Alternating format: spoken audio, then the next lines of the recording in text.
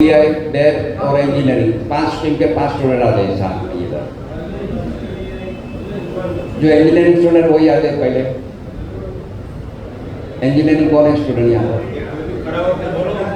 इधर आ जाए, इधर आ जाइए। थोड़ा आपका कॉन्फिडेंस भी बढ़ेगा पब्लिक स्पीकिंग का। हाँ, वो तो लाइब्रेरी में भी आए थे।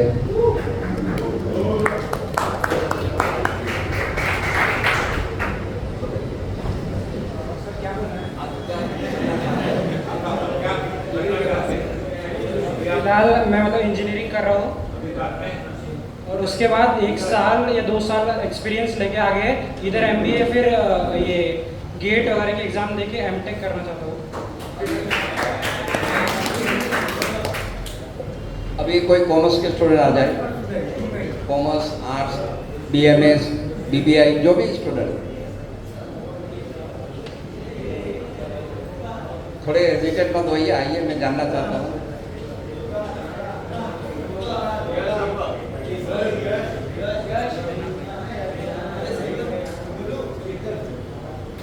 After completion of your degree आप आगे क्या करना चाहते हैं? आइए।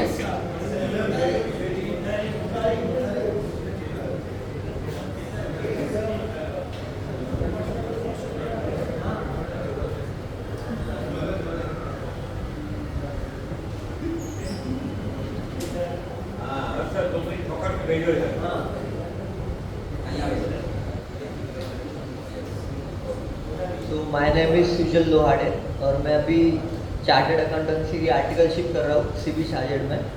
और मैं आगे अपने एक फर्म खोलूँगा और प्रैक्टिस करूँगा। और फिर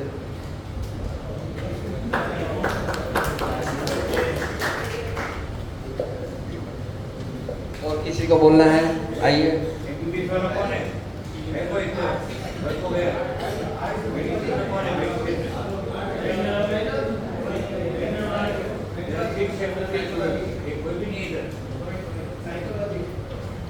कौन है साइकोलॉजी के स्टूडेंट?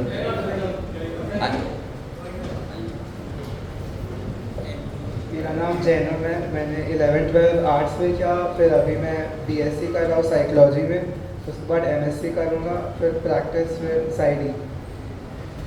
फ्रेंड्स, अभी देखिए, आर्ट्स का, कॉमर्स का, इंजीनियरिंग का तीनों बैकग्राउंड हमें मिल गया है।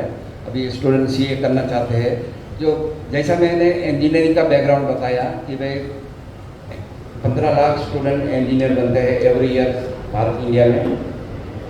उसमें से 2-3 लाख स्टूडेंट को ही उनकी स्ट्रीम में, जिसमें भी उन्होंने डिग्री किया है, उसमें जॉब मिलती है। 1-2 लाख स्टूडेंट एब्रॉड चले जाते हैं। मान लो कि 15 लाख में से 5 लाख स्टूडेंट सेट हो गए, तो what about remaining 10 lakh, 10 lakh student जिन्होंने civil, mechanical, electrical, electronics, IT, computer किया है, वो क्या करते हैं? Friends, they are doing something else. जो उन्होंने पढ़ा है वो कुछ नहीं करते। जो क्योंकि पेरेंट्स के 15, 20, 25 लाख खर्च करने के बाद if they are not doing anything, तो पेरेंट्स भी बोलते हैं कि भाई अभी कुछ करो, जो भी जॉब मिलती है आप ले लो। तो उनको 10, 15, 20 हज़ार की जो भी जॉब मिलती है, अदर देन देयर स्टडी, जो पढ़ा है वो नौकरी जॉब नहीं मिलती है, they are doing something else. तो फ्रेंड्स, मैं ये बताना ये चाहता हूँ कि कॉमर्स स्टूडेंट जो भी जिन्होंने बताया कि सीए करना चाहते हैं, खुद की फर्म खोलेंगे, बहुत अच्छी बात है, हमारी शुभकामना है। तो फ्रेंड्स, मुंबई जैसे सिटी में अभी एज ए पेरेंट्स हम लोगों को पता है कि सीए का रिजल्ट जो पहले आप लोगों को भी आइडिया होगा, हार्डली 0.5 to 1% या 1.5% तो बहुत अच्छा रिजल्ट माना जाता था। आउट ऑफ समझो 1.5% है तो 200 में से कितने स्टूडेंट सिलेक्ट होंगे? 3, बराबर है। तो फ्रेंड्स, ऐसी हालत थी। और अभी सीए का कितना रिजल्ट आता है? 10, 15, 20% रिजल्ट आता है। तो आप कॉमर्स के स्टूडेंट हो, डिमांड एंड सप्लाई, डिमांड कम है, सप्लाई ज़्यादा है। तो those CA student, fresh chartered accountant, they are facing difficulty even to get job of 30,000 rupees per month. ये रियलिटी है। तो ये सिचुएशन को आगे, अभी स्टूडेंट कहा कि you want to do masters in psychology and आगे बढ़ना चाहते हैं, तो फ्रेंड्स, जो भी आपका स्ट्रीम है, जब आर्ट्स का है, कॉमर्स का है, साइंस है, मेडिसिन है, इंजीनियरिंग है। मनसुख सर ने बताया कि 6 MBBS स्टूडेंट है। कल ही मेरे पास एक लड़की आई थी, she is MBBS from Mumbai university.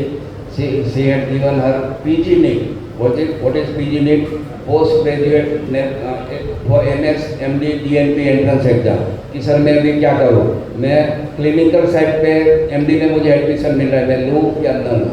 So even doctor student they are coming for further guidance के सर अब लोग हम क्या करें। तो मैंने उनको बताया कि आपको पता है ना कि after becoming an MBBS doctor कितना खर्च होता है। 1 मीन्स 1 करोड़ खर्च करने के बाद में MBBS doctor in Mumbai they are not getting even that dispensary rent. Mumbai में ग्राउंड फ्लोर में 200 स्क्वायर फीट की यदि हम डिस्पेंसरी किराए पे लेंगे जिसका रेंट पर मंथ कम से कम 60-70 हज़ार रुपया होता है, तो they are not getting that much practice as MBBS doctor. यदि मास्टर्स करेंगे तो थोड़ा और ज़्यादा आगे बढ़ सकते हैं। तो आई एडवाइस सर कि बेटा आप don't go for non technical और sorry non clinical, that is there can become only a lecturer, या तो कोई कंसल्टेंट आया तो ठीक है, एज ए डॉक्टर वो प्रैक्टिस नहीं कर पाएंगे मास्टर्स करेंगे तो, या तो MBBS है तो डिस्पेंसरी करनी पड़ेगी, और नॉर्मल डिस्पेंसरी करेंगे तो ये हालत है। तो फ्रेंड्स ऐसे सिचुएशन में if you want to become successful in your life, even I can add one more, not only successful but most successful. तो जो मैं आपको गाइडेंस देने जा रहा हूँ इरेस्पेक्टिव ऑफ योर स्ट्रीम, आप जो भी स्ट्रीम में है, यदि आप लाइफ में यदि चाहते हो कि भाई अभी जो भी चार्टर्ड अकाउंटेंट स्टूडेंट है, इंजीनियरिंग स्टूडेंट, कोटे छात्र लाइब्रेरी में भी आए थे, आर्ट्स के स्टूडेंट, आप मुझे बताइए तीनों कि आपको पर मंथ कितनी सैलरी मिलेगी तो आप खुश हो जाओगे। आप जो भी आपका, या मानो कि खुद की प्रैक्टिस करोगे तो आप कितना कमा सकते हो। तीनों जो स्टूडेंट आए थे मुझे बताइए, जरा अंदाज दीजिए। कोटे आप बताइए कि आप कितनी सैलरी मिलेगी तो आप खुश हो जाओगे। हाँ 70-80,000, ओके, जो कि डिफिकल्ट है बट अच्छी बात है। चलो अभी हाँ फ्रेंड्स देखो, मैं आपको not only highway but national highway दिखा रहा हूँ कि वो एक ऐसा रास्ता है कि यदि आप चाहो तो एग्जीक्यूट कर सकते हो, इम्प्लीमेंट कर सकते हो अभी से, और मैं बॉन्ड पेपर पे लिख के दे सकता हूँ कि आप वो अचीव कर सकते हो। जो भी तीनों ने बताया ना कि जो भी मान लो कि 70-80 हज़ार की सैलरी करेंगे तो साल का 7-8 लाख रुपया हो गया, 8-9 लाख 10 लाख हो गया। फ्रेंड्स मैं आपको ऐसा रास्ता दिखाने जा रहा हूँ। अभी पेम्पलेट मिल गया सबको, आपके पास है पेम्पलेट, उसमें मैनेजमेंट हेड देखिए। जो पेम्पलेट में फर्स्ट हाफ है वो क्या है पता है, फर्दर हायर स्टडीज है। सब जो भी स्टूडेंट मेडिसिन के है, इंजीनियरिंग स्टूडेंट है, MBA मैनेजमेंट फील्ड में जाना चाहता है, बायोटेक्नोलॉजी साइंस के स्टूडेंट बायोटेक्नोलॉजी फील्ड है, फिर professional field CA, CS, MBA, LLB सब लिखा है। तो फ्रेंड्स टेम्पलेट का जो फर्स्ट हाफ है वो क्या है, फर्दर हायर स्टडीज है कि आप डिग्री करने के या अंडर ग्रेजुएट लेवल पे क्या क्या कर सकते हो, और डिग्री कंप्लीट करने के बाद में भी अपने डिफरेंट स्ट्रीम में मास्टर्स डिग्री आगे क्या कर सकते हो। जैसा कि कोटेचा ने बताया कि you want to do ME MTech master degree करेंगे आगे गेट एग्जाम देके। अभी गेट मीन्स जैसा कि यहाँ दरवाजा है गेट, GAT, गेट मीन्स दरवाजा। इंजीनियरिंग फील्ड में पता है आपको गेट का full form, graduate aptitude test in engineering. आप इंजीनियरिंग स्ट्रीम में देखोगे तो IIT GATE exam is conducted by IIT, Indian Institute of Technology, that is graduate aptitude test in engineering for doing your ME MTech, that is master degree in engineering field. तो friends ये degree करने के बाद या जो भी आप करोगे तो जो रियलिटी मैंने बताई वो तो सेम रहती है। बट अभी इरेस्पेक्टिव ऑफ योर स्ट्रीम जो मैंने बता रहा हूँ, यहाँ मैनेजमेंट हेड में देखिए, इंडियन इंस्टीट्यूट ऑफ मैनेजमेंट की मैंने एग्जाम का नाम लिखा है CAT कैट। देख मिला आपको, कैट मीन्स जो फर्स्ट सेकंड स्टैंडर्ड में आप रटा करते थे, cat means building, CAT cat. Full form कितने लोगों को पता है CAT कैट का फुल फॉर्म? कोई लोग बोलते हैं कॉमन एप्टीट्यूड टेस्ट। तो फ्रेंड्स ये है common admission test. Why it is common admission? ये सभी ग्रेजुएट के लिए ओपन है, कोई भी स्ट्रीम, आर्ट्स के, कॉमर्स के, science, engineering, medicine, any graduate can appear Indian Institute of management की कैट एग्जाम। तो अभी आपका जो भी नाम है, नामकरण, हमारे बर्थ के बाद में छठी के दिन नाम रखा जाता है ना, कोई जो रहती है भाई वो नाम रखती है। तो जो नाम अभी अपनी premier management college Indian Institute of Management ने अपनी एंट्रेंस एग्जाम का नाम रखा है कैट। कैट मीन्स फॉरेन का कोई भी आदमी सुनेगा तो वो तो यही सुनेगा कि भाई ये एंट्रेंस एग्जाम का नाम कैट मीन्स बिल्ली है, CAT कैट। तो यह है एक्चुअली कॉमन एडमिशन टेस्ट। तो अपनी प्रीमियर मैनेजमेंट कॉलेज ने ये नाम क्यों रखा है कॉमन एडमिशन टेस्ट? तो उसका मीनिंग ये है कि it is open for any graduate, that is arts, commerce, science, engineering student, medicine, doctors, कोई भी बैठ सकते हैं। इवन एज लिमिट नहीं है तो हम पेरेंट्स भी हम लोग भी बैठ सकते हैं। ओनली कंडीशन कि we should be a graduate of any stream. तो यह इनका 50% नोमेनक्लेचर मीन्स नामकरण कंप्लीट हुआ कि why it is CAT common admission test के एनी ग्रेजुएट कैन अपियर। और 50% पूरा कंप्लीट तब जाके होता है कि they are not going to ask basic alphabet of our degree. जो भी स्ट्रीम में हमने डिग्री ली है तो उसका कॉमन बेसिक अल्फ़ाबेट भी कैट एग्ज़ाम में नहीं पूछेंगे। मान लो कि अभी जो हर अपना कॉलेज इंजीनियरिंग स्टूडेंट है तो कैट एग्ज़ाम में इंजीनियरिंग का ई अल्फ़ाबेट नहीं पूछा जाता है। तो कॉमर्स का क्या नहीं पूछा जाएगा? C, आर्ट्स का A बराबर, साइंस का S और मेडिसिन का M। बेसिक अल्फ़ाबेट और नहीं पूछेंगे। फिर क्या पूछेंगे? तो फ्रेंड्स, आपकी सुविधा के लिए पैम्पलेट में मैंने देखो बॉक्स में लिखे हैं कंपलसरी सब्जेक्ट्स, जिसमें लिखा है mathematics, English, logical, reasoning and GK, general knowledge. तो फ्रेंड्स, ये कैट एग्जाम में तो सिर्फ 3 सब्जेक्ट ही है, maths, English and logical reasoning, बराबर है। और इसका हम कभी कभी कहते हैं ना कि इसका सोशल स्टैंडर्ड या इकोनॉमिक स्टैंडर्ड। तो फ्रेंड्स, आपकी जानकारी के लिए बता दूँ कि कैट एग्ज़ाम का जो सिलेबस है IIM कैट एग्ज़ाम का, it is not higher than 12। जो ऑलरेडी आप लोग पढ़ चुके हो या जो भी 11th-12th के स्टूडेंट हैं वो भी पढ़ाई करेंगे। तो CAT exam syllabus is not higher than 12 which you are already study in your respective streams. English medium में पढ़ते हो तो इंग्लिश सबका कॉमन हो गया, मैथ्स सबको आता है 9th 10th में भी, 11th 12th में यदि रखा है तो, या तो नहीं रखा है तो वहाँ इनकी कोई कंपलसरी कंडीशन नहीं है कि भाई आपका मैथ्स होना ही चाहिए 10th में 12th में। You should be any graduate of any stream without any, जो भी सब्जेक्ट आपने रखा है नहीं रखा है फिर भी आप IIM की कैट एग्ज़ाम में एलिजिबल हो, बराबर है। अभी ये बेसिक मैंने आपको जानकारी दे दी कि कोई भी स्टूडेंट, हम लोग, आप भी बैठ सकते हैं, हम लोग भी कैट एग्ज़ाम में बैठ सकते हैं। और यदि कैट एग्ज़ाम में मेरिट में आ गए तो क्या है वहाँ सिनेरियो कि इंडियन इंस्टीट्यूट मैनेजमेंट में 100% कन्फर्म गारंटेड जॉब प्लेसमेंट है, 100%। इवन इफ यू, आप अभी चेक करना चाहते हो तो 2023 का आप अपनी गूगल में अभी right now you can check IIM Ahmedabad का एवरेज प्लेसमेंट देखोगे, क्योंकि वहाँ का जादू यह है मिरेकल IIM का, पूरी सभी जगह का ऑलमोस्ट, कि तो 100% कन्फर्म गारंटेड आपका जॉब प्लेसमेंट है। आपको जॉब के लिए कहीं अप्लाई भी नहीं करना पड़ता है और जो डायरेक्ट कैंपस में जॉब मिल जाती है। Even you get your MBA result before आप लोगों का प्लेसमेंट हो जाता है। तो वहाँ IIM का जो एवरेज पैकेज लास्ट ईयर का अहमदाबाद का है वो 34.65 लैक्स का है, ऑलमोस्ट 35-36 लाख का एवरेज पैकेज है फ्रेंड्स। ना what do you mean by average package? मान लो कि आप जो फर्स्ट रो में बैठे हो, आपको 10 लाख, 20 लाख, 30 लाख और 40 लाख, तो 4 कैंडिडेट का मैंने आपको प्लेसमेंट का बताया, 10 लाख, 20 लाख, 30 लाख और 40 लाख। तो फ्रेंड्स, आप लोग मुझे बताइए कि आप चारों की एवरेज सैलरी कितनी होगी? 25 लाख, बराबर है। अभी एवरेज कैसे निकालते हैं कि सबका प्लस करो, 10, 20, 30, 40, 100 डिवाइडेड बाई 4।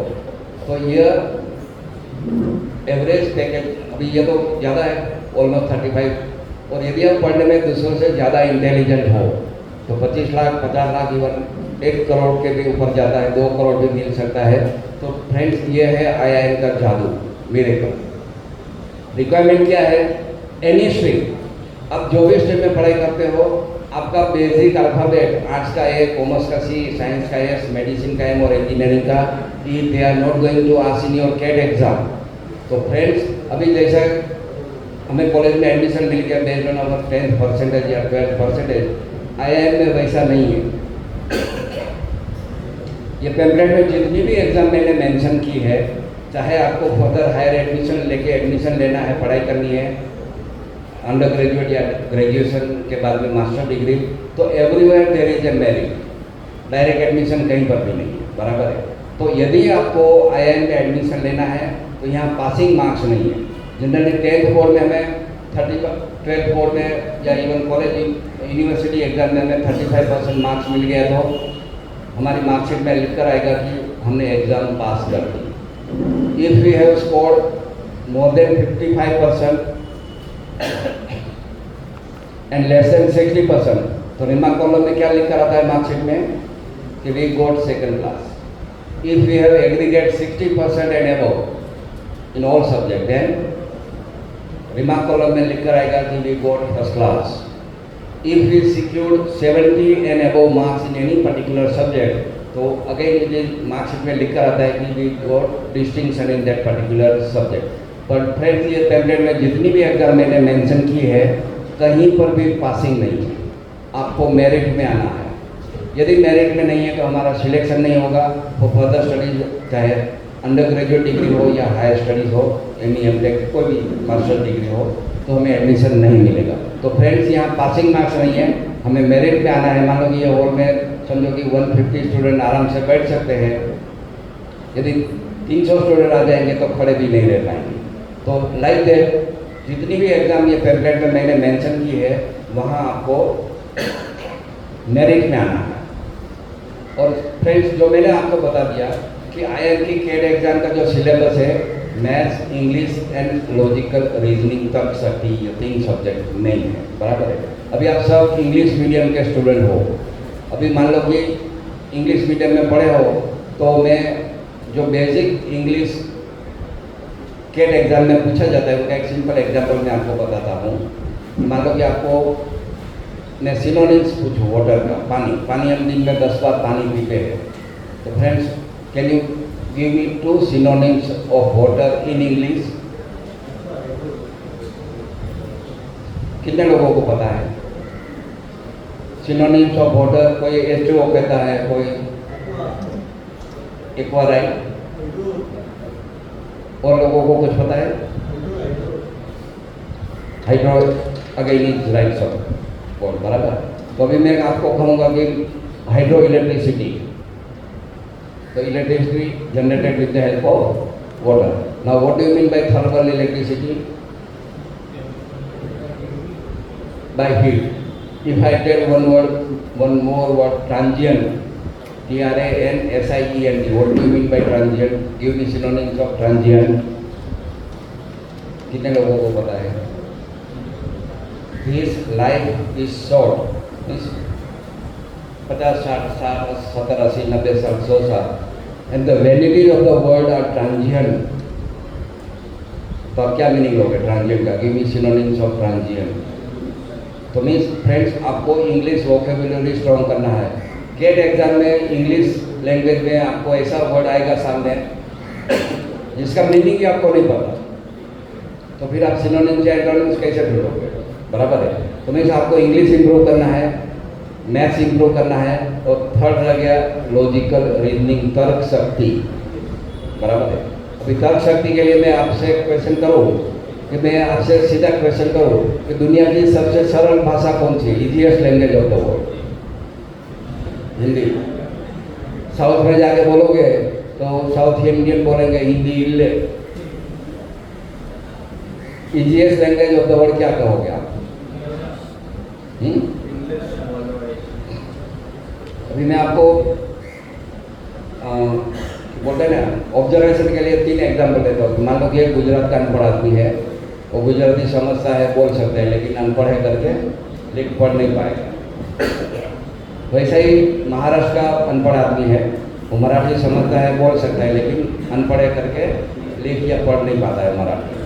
वैसा यूपी का आदमी है, वो हिंदी समझ सकता है, बोल सकता है, लेकिन अनपढ़ है करके लिख या पढ़ नहीं पाता है। तो तीनों एग्जाम्पल को आप ऑब्जर्व करके एनालिसिस करके आप ढूंढ सकते हो easiest language of the world.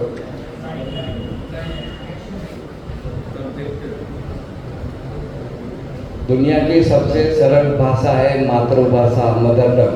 अनपढ़ आदमी भी अपनी मदर टंग जानते हैं। तो ऐसे जो एग्जाम्पल आपके सामने आएंगे जो कि कन्वेंशनल स्टडी में नहीं आते, यदि आप स्टडी करोगे तो आप आंसर दे सकते हो। अभी इसी सीरीज में मैं दूसरा हायर लेवल का क्वेश्चन डालता हूँ। Second easiest language of the world, जिसमें हमें बोलने की जरूरत नहीं पड़ती, फिर भी समझ में आती है, साइन लैंग्वेज। मैं ऐसा कहूँ तो जाइए, ऐसा कहूँ तो हमें समझ में आता है, बराबर है। अगर इसी सीरीज में मैं थर्ड और हायर लेवल का क्वेश्चन आपसे पूछता हूँ, थर्ड इजीएस्ट लैंग्वेज कौन सी है कि जिसमें न हमें बोलने की जरूरत पड़ती है, न इशारे मीन्स एक्सप्रेशन करने की जरूरत पड़ती है, फिर भी समझ में आती है? तो ऐसी कौन सी लैंग्वेज है? तो इसके लिए मैं एक आपको एग्जांपल देता हूँ। ये सिंपल एग्जांपल है, खाली आप एनालिसिस करोगे तो आपको समझ में आएगा। मानो कि मनसुख भाई या सीपी सर, चंद्रकांत सर मेरे फ्रेंड है। मैंने उनसे एक रिक्वेस्ट किया कि भाई मुझे 15 दिन के लिए 10,000 रुपये दीजिए, तो उन्होंने मुझे दिए। अभी कंडीशन क्या थी कि भाई मुझे उनको 15 दिन में पैसे लौटाने हैं।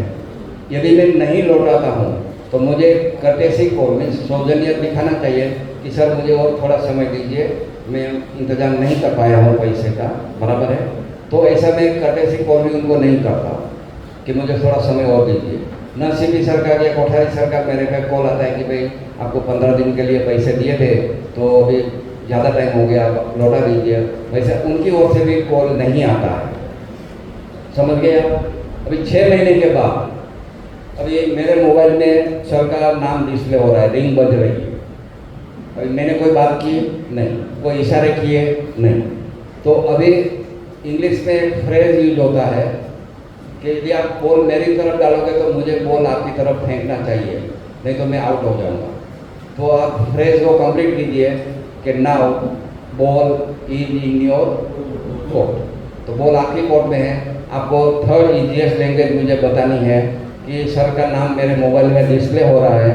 मैंने पूरा बैकग्राउंड आपको बता दिया कि 6 महीने हो गए, मैंने पैसे भी नहीं लौटाए, एक कर्टेसी कॉल, सौजन्य कॉल भी नहीं किया कि भाई मुझे थोड़ा टाइम लगेगा, और सर का नाम डिस्प्ले हो रहा है, रिंग बज रही है। तो उन्होंने किस लिए मुझे फ़ोन किया होगा बताइए?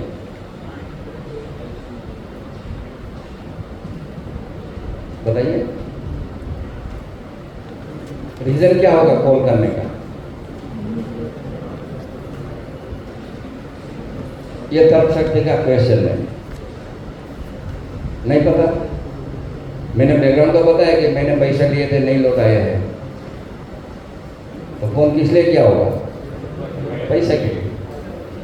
तो फ्रेंड, जो थर्ड इजीएस्ट लैंग्वेज ऐसी है, ये सिंबॉलिक एग्जाम मैंने बनाए हैं। थर्ड इजीएस्ट लैंग्वेज है मनी लैंग्वेज। नींद में भी हमें पता है कि कितना लेना है, और पैसे देना होगा तो फ़ोन भी नहीं उठाएंगे, काट देंगे, ब्लॉक कर देंगे नंबर, जैसा होता है जनरली। तो फ्रेंड्स, ये मैं आपको एक तो मोटिवेट करना चाहता हूँ और आपको इम्पोर्टेंस बताना चाहता हूँ कि अभी ये पैरामीटर में भी थर्ड इजीएस्ट लैंग्वेज हमें मनी लैंग्वेज मिली, बराबर है। तो वो पैरामीटर में अभी इंडिया में सबसे रिच कौन है? अंबानी अडानी आगे पीछे होते रहते, पर जो भी है कि Ambani family as on today भी रिचेस्ट फैमिली में से है, टॉप 10 में है, बराबर है। तो वो जो मोट बनिया कम्युनिटी में आते हैं, धीरू भाई अंबानी, मुकेश भाई अंबानी, उनके लिए मैंने लेक्चर्स लिए थे कम्युनिटी के लिए, what next 10, what next 12, what next degree, सभी स्ट्रीम के लिए। तो वो लोगों को लेक्चर्स इतने अच्छे लगे कि उन्होंने वो पूरी किताब छपवाई। तो रिलायंस इंडस्ट्रीज़ के जो vice president and company secretary है विनोद अंबानी, जो कि मुकेश अंबानी के रिलेशन में लगते हैं, अभी उनसे मैंने एक क्वेश्चन पूछा था। अभी as a layman, Reliance industry जो ग्रुप है दोनों ब्रदर्स का, मुकेश भाई अंबानी और अनिल अंबानी का, उन दोनों ब्रदर्स की कितनी कंपनी का नाम आप लोग जानते हो? 4-5 नाम सब लोग जानते हैं, like Reliance industries, Reliance power, Reliance Jio petroleum, Reliance capital. But friends, दोनों ब्रदर्स की कम से कम 300 से भी ज़्यादा कंपनियां हैं, इधर लिमिटेड और प्राइवेट लिमिटेड। तो विनोद अंबानी जो कि रिलायंस ग्रुप के vice president and company secretary है, वो मेरी लाइब्रेरी में भी आए थे। तो उनसे मैंने क्वेश्चन किया था, जैसे मैं जानता था कि उनका जो स्टाफ है वो लाखों लोगों का स्टाफ है। तो मेरा स्पेसिफिक क्वेश्चन था विनोद अंबानी से कि रिलायंस ग्रुप में दोनों ब्रदर्स, मुकेश भाई अंबानी और अनिल अंबानी, दोनों ब्रदर्स की जितनी भी कंपनियां हैं उसमें परमानेंट स्टाफ कितना है? 2 लाख से कम या 2 लाख से ज़्यादा? तो विनोद भाई अंबानी ने मुझे बताया कि पटेल साहब परमानेंट स्टाफ 2 लाख से कम है, शायद अभी बढ़ गया होगा, बट ये 5 साल पहले की बात है। तो उन्होंने कभी बताया था टेम्पररी स्टाफ काफ़ी ज़्यादा है। अभी आपका प्रोसेसर तुरंत स्टार्ट होना चाहिए, जैसे डाउनलोड स्टार्ट होता है मोबाइल पर, ऐसा स्टाफ कितने टाइप का होता है? Temporary and permanent. अभी परमानेंट स्टाफ की डेफिनेशन क्या है? कंपनी चाहे तो भी उसको निकाल नहीं सकती, कंपनी न चले तो भी पगार देना पड़ेगा, ये परमानेंट स्टाफ की डेफिनेशन है। लेकिन टेम्पररी स्टाफ को हम काम खत्म हो गया तो बोल सकते हैं कि भाई अभी आपको पगार नहीं मिलेगा, जब काम होगा तब बुलाएंगे। तो विनोद भाई ने मुझे क्या जवाब दिया था कि रिलायंस ग्रुप का परमानेंट स्टाफ 2 लाख से तभी कम था, अभी बढ़ गया होगा, टेम्पररी स्टाफ ज़्यादा है। तो अभी ये मैंने आपको एक स्टेटस बताया कि रिचेस्ट फैमिली का ये स्टेटस है। अभी उनके अंदर भी 2 लाख से परमानेंट स्टाफ कम था तभी, बराबर। अभी हम सब लोग मुंबई में रहते हैं, मुंबई में भी आप लोग पढ़ाई करते हो, तो मुंबई मद्रास कलकत्ता चेन्नई ये मेगा सिटी है, बराबर है, मेट्रो ऊपर मेगा, तो 2.5-3 करोड़ का पॉपुलेशन है। तो ये मेगा सिटी को चलाने वाला पर्सन कौन है, जिसके अंदर में पूरा Mumbai MMRDA means Mumbai metropolitan region development authority means पूरा कल्याण, डोंबिवली, कल्याण, वसई, विरार, भाईंदर, मीरा, नवी मुंबई सब आ गया। तो ये सब पूरे मुंबई सिटी को, मेगा सिटी को चलाने वाला किंग, जिसके अंदर में पूरा मुंबई है, कौन है? म्यूनिसिपल कमिश्नर, एक IAS ऑफिसर। फ्रेंड्स, ये मैं आपको इसलिए बता रहा हूँ कि आप कंपेयर करो कि एक तरफ रिचेस्ट फैमिली जिसके अंदर में 2 लाख लोगों का परमानेंट स्टाफ नहीं है, मुंबई के जो म्यूनिसिपल कमिश्नर है उसके अंदर में 2 लाख से ज़्यादा परमानेंट एम्प्लॉई है। तो फ्रेंड्स, आपके लिए सीधा अरेथमेटिक का क्वेश्चन हो गया, who is more powerful person, richest family या म्यूनिसिपल कमिश्नर? यस, एक म्यूनिसिपल कमिश्नर दैट इज एक IAS ऑफिसर के अंडर में 2 लाख से ज़्यादा परमानेंट एम्प्लॉय काम कर रहे हैं। दूसरा इक्वेशन फ्रेंड्स मैं दे रहा हूँ, वो है कि म्यूनिसिपल कमिश्नर के PA मीन्स पर्सनल असिस्टेंट, यदि वो म्यूनिसिपल कमिश्नर के PA मुकेश भाई अंबानी के PA को कॉल करेंगे कि भाई कमिश्नर साहब ने मुकेश भाई अंबानी को ये तारीख को इतने बजे BMC ऑफिस में बुलाया है, तो मुकेश भाई को जाना पड़ेगा कि नहीं जाना पड़ेगा? जाना पड़ेगा। थर्ड इक्वेशन में आपको बता रहा हूँ, आप सब लोगों ने सुना है ना एंटीलिया, कि नहीं पता? मुकेश अंबानी का जो रेसिडेंस है वो अल्ट्रामाउंट रोड, अभी 3 साल पहले वहाँ जिलेटिन स्टिक में बम ब्लास्ट करने के लिए, उनको डराने के लिए रखा गया था। 2-3 लोगों का मर्डर हो गया, पूरी महाराष्ट्र गवर्नमेंट उथल पाथल हो गई। फ्रेंड्स, तभी वैसे मुकेश भाई अंबानी के पास hundreds of bullet proof car है, फिर भी ये इंसिडेंट्स के बाद मुकेश भाई ने एक 20 करोड़ की एक्स्ट्रा स्पेशल सिक्योरिटी फीचर्स वाली बुलेट प्रूफ कार खरीदी, 20 करोड़ की, न्यूज़पेपर में भी आया था। पर हम लोगों को मोरल मैसेज ये लेना है कि चाहे उनकी कार कितनी भी महंगी हो, 200-500 करोड़ की भी कार आती है एजेंट पे, बट अपनी गाड़ी में मुकेश भाई लाल बत्ती रख सकते हैं कि भाई मैं इंडिया का, एशिया का सबसे रिच आदमी हूँ, इसलिए मेरी गाड़ी में लाल बत्ती रहेगी? No. Municipal commissioner that is एक IAS ऑफिसर की गाड़ी में लाल बत्ती रहती है। मोदी साहब ने जो कि ये स्टेटस हटा दिया है, बट फ्रेंड्स, हमें मोरल मैसेज ये लेना है ये तीनों एग्जाम्पल से कि who is more powerful person, एक IAS ऑफिसर। अभी ये तो एक यहाँ मुंबई का मैंने एग्जाम्पल दिया, आपको और एक एग्जाम्पल देता हूँ। मैं कभी कभी CA स्टूडेंट को भी पूछता हूँ जो कि वो गलती करते हैं फिगर लिखने में। अभी शायद आप लोग कभी जो अंडर ग्रेजुएट स्टूडेंट हो तो 8 नवंबर 2016 मीन्स अभी 8 साल हो जाएंगे। 8 नवंबर 2016 में क्या हुआ था पता है आप लोग?